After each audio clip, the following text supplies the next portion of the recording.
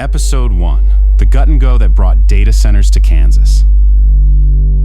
In April 2025, while most Kansans were getting ready for planting season and graduation, a different kind of planting was happening in Topeka.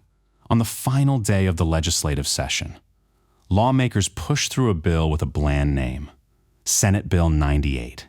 It didn't mention Kansas farms. It didn't mention water.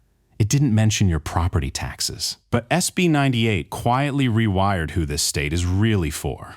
You have to start with the bill that Senate Bill 98 used to be, when Senate Bill 98 was introduced on January 29, 2025. It wasn't about data centers at all. It was a license plate bill, a small feel-good measure to let the Route 66 Association of Kansas sell a distinctive Route 66 license plate with a modest royalty to help preserve the historic highway through Galena, Riverton, and Baxter Springs. That was the whole bill. A license plate for a highway. It passed the Senate on February 19th, 39-1. It passed the House on March 13th, 105-17, nearly unanimous. Nobody was fighting about it because there was nothing to fight about. The only reason the bill went to a conference committee at all was to resolve a two-word difference between the chambers. 2 words about a license plate. And that is where the trick began in Topeka. There is a maneuver that has an ugly, honest nickname, the gut and go. It works like this. You take a bill that has already passed both chambers, a bill everybody has already agreed to, like a Route 66 license plate bill. You keep the bill number. You keep the file folder. But behind closed doors in a conference committee, you strip out every word of the original bill, and then you insert something completely different.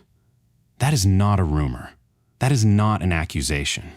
That is the truth, straight from the Kansas legislature's own conference committee report on Senate Bill 98.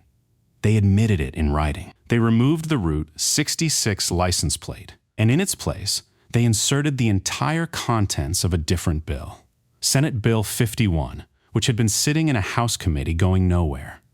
SB 51 was the data center bill introduced back in January by a lobbyist for Net Choice, the national trade group that represents the biggest tech companies on Earth. By April, SB 51 was stuck. It could not get across the finish line on its own. So Kansas legislators took the Route 66 license plate bill, SB 98, the one that had already been accepted, and used it as a vehicle to sneak in a 20-year corporate tax giveaway in the final hours of the last day of the session.